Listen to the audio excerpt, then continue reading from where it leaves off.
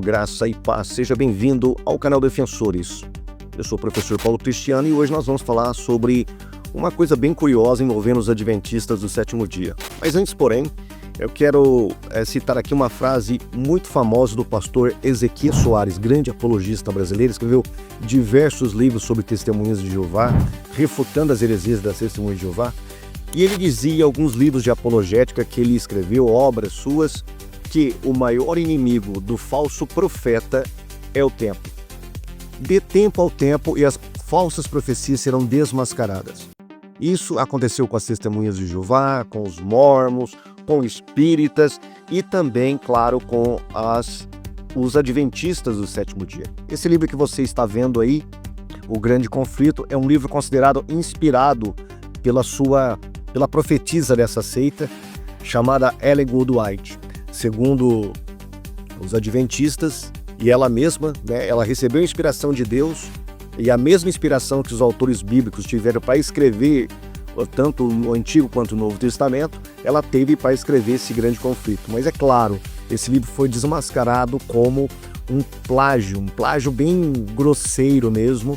Hoje ninguém, nem mesmo os adventistas negam isso. Aliás, foi dentro dessa própria igreja que começou-se a duvidar dessa inspiração de Ellen White e foram atrás e descobriram que ela plagiou muito. Mas não é sobre plágio que eu quero falar.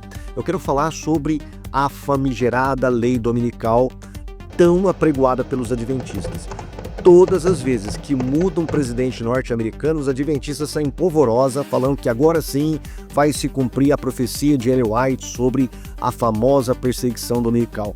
Ou se não, quando muda um papa, é a mesma coisa, tá? Então eles jogam figuras, algumas imagens do Papa cumprimentando o presidente norte-americano e aí sim vira aquela balbúrdia dentro do arraial adventista.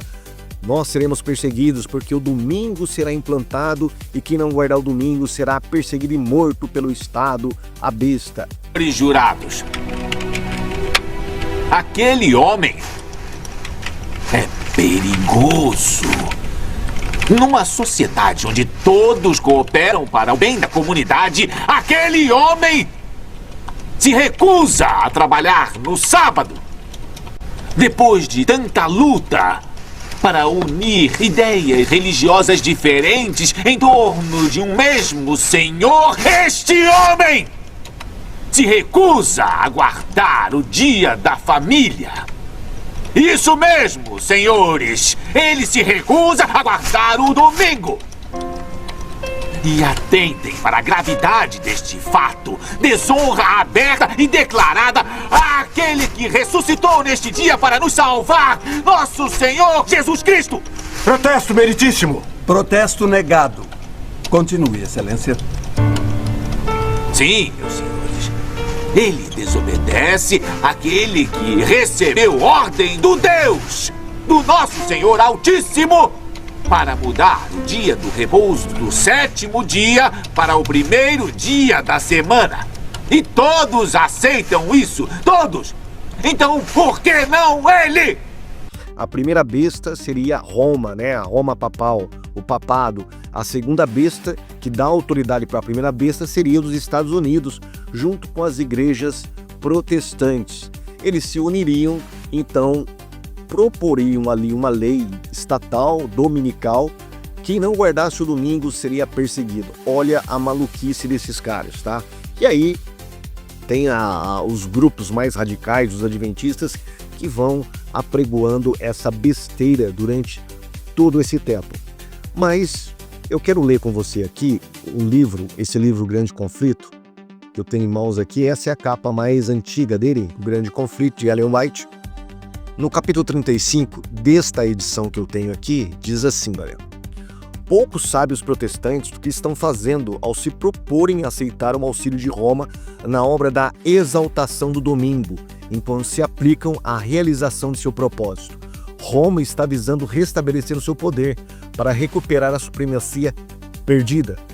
Estabeleça-se nos Estados Unidos o princípio de que a igreja possa empregar ou dirigir o poder do Estado, de que as observâncias religiosas possam ser impostas pelas leis seculares. Em suma, que a autoridade da igreja e do Estado devem dominar a consciência e Roma terá assegurado o triunfo nesse país. Ou seja, Roma, então, juntamente com os Estados Unidos, irá propor um princípio de lei secular para a observância religiosa do domingo. E aí, Roma vai dominar, né? Agora, a ironia do destino. Pois é, estou aqui, eu vou passar para você aqui, estou aqui no site da Casa Branca, e ontem, dia 1º de maio, o presidente Donald Trump anunciou que membros da Comissão de Liberdade Religiosa seriam empossados, né? Hoje, diz o artigo aqui, o presidente assinou uma ordem executiva que estabelece a Comissão de Liberdade Religiosa durante o evento do Dia Nacional de Oração do Rosengarten. O presidente Trump designou as seguintes pessoas para servir na Comissão de Liberdade Religiosa. Olha, liberdade religiosa, né?